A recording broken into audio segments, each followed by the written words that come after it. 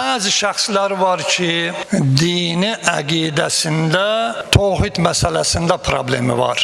Məsəl üçün, Allahı tanımaqda problemlidir. Namaz da qılır, oruç da tutur, amma təvhid məsələsində Allahı yaxşı tanımır. Allahın sifətlərindən bixəbərdir.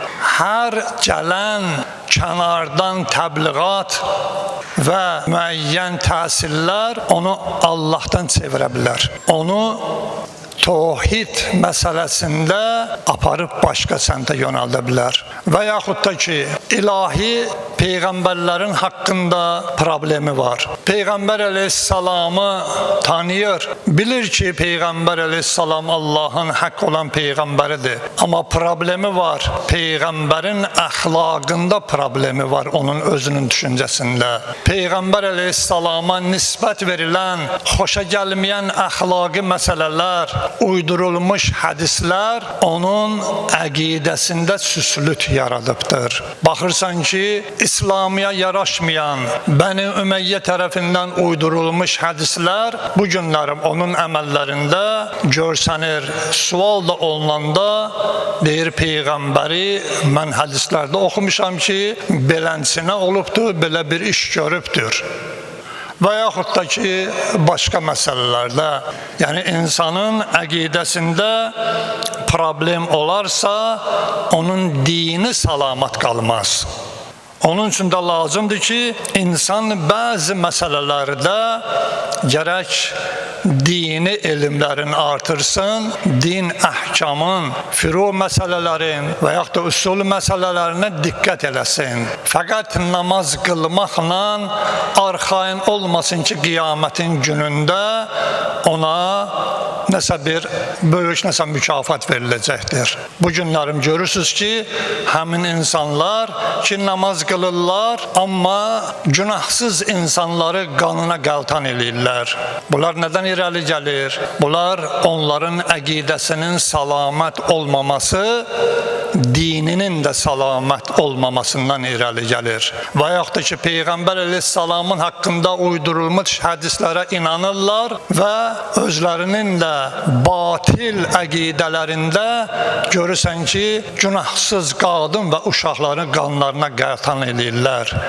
Bir dəfə eşitmişsiniz və görmüşsünüz ki, Peyğəmbər əleyhissalam hansısa bir cihadda hətta müşrik və kafirlərin qadınlarına əl qalxızalar. Eşitmişsiniz Peyğəmbər əleyhissalam müşrik uşağı öldürə? Heç bir vaxtı. Bu nədən irəli gəlir? Onların əqidəsinin düzgün olmamasılığından. Odur ki, insan özü gərək müəyyən qədər öz dinində həqiqəti axtara və yaxud da ki, insanın öz əməllərində. Məsəl üçün, baxırsan ki, bir şəxs xəç, necə deyərlər, saqqal qoyub, namaz qılır, mömin libasındadır, məscidə gəlib gedir, amma baxırsan ki, cəmaat içində və yaxud da hardasa nədir? Həyadan uzaq hərəkətlər eləyir. Amma baxırsan, İmam Sadi əleyhissalam nə buyurur?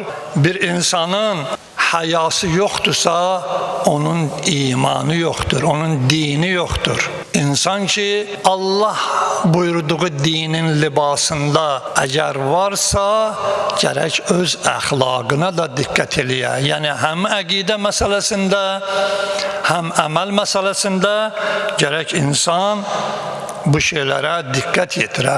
İmam Sadi əleyhissalam buyurur ki, hər kəs öz dinini Allahın kitabından və sünnətdən, əhl-i beytdən örgənə, alimlərdən örgənə, Həzrət buyurur ki, o yerindən tərpənməmiş, dağlar yerindən tərpənməz.